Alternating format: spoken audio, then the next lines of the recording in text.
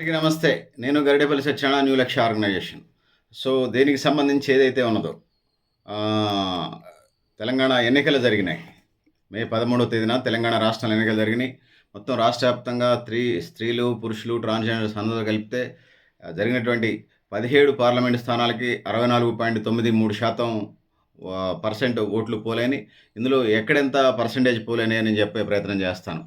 భువనగిరిని మనం చూసుకున్నప్పుడు భువనగిరికి సంబంధించి 76.47% మంది పోలైనట్టుగా మనం చెప్తా ఉన్నాను. సో, భువనగిరి తర్వాత రెండోది ఖమ్మాన్ని మనం తీసుకున్నప్పుడు ఖమ్మంలో 75.19% ఓట్లు పోలైనయి. ఇక జహీరాబాద్‌ని మనం తీసుకున్నప్పుడు జహీరాబాద్ 74.54% ఓట్లు పోలైనయి. మూడో పార్లమెంట్ స్థానం జహీరాబాద్‌ని చూసుకున్నప్పుడు 74.54% ఓట్లు పోలైనయి. దాని తర్వాత మెదక్‌ని మనం తీసుకున్నప్పుడు నాలుగో పార్లమెంట్ సెగ్మెంట్ లోక్సభ స్థానం 74.38% పోలైనయి మెదక్‌లో. దాని తర్వాత నల్గొండ పార్లమెంట్ సెగ్మెంట్ తీసుకున్నప్పుడు నల్గొండ పార్లమెంట్‌లో 73.78% ఓట్లు పోలైనయని తెలియజేస్తా ఉన్నాను. దాని తర్వాత నల్గొండ తర్వాత ఆదిలాబాద్‌ని మనం తీసుకున్నప్పుడు ఆరో పార్లమెంట్ స్థానం, ఆరో లోక్సభ స్థానం 72.96% పోలైనయి.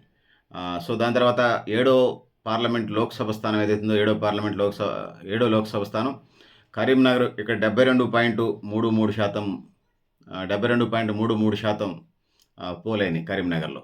ఇక ఎనిమిదోది మహబూబ్ నగర్ పార్లమెంట్ స్థానాన్ని తీసుకున్నప్పుడు ఇక్కడ 71.54% ఓటు పోలైంది.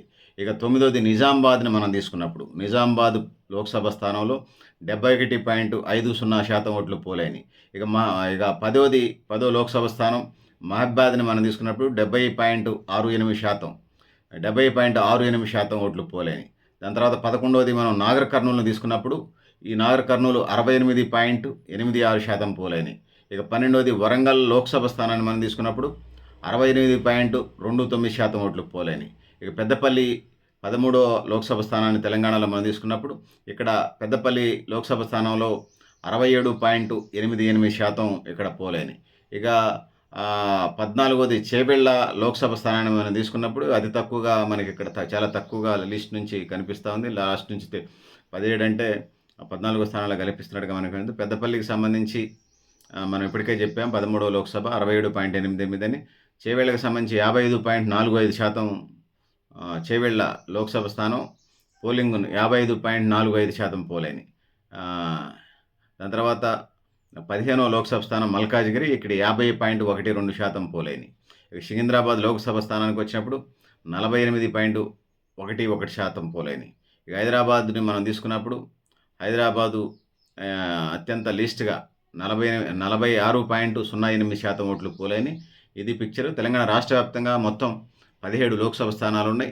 ఈ 17 లోక్సభ స్థానాలకు సంబంధించి 64.93% పోలైనట్టుగా మనకు అర్థమవుతోంది.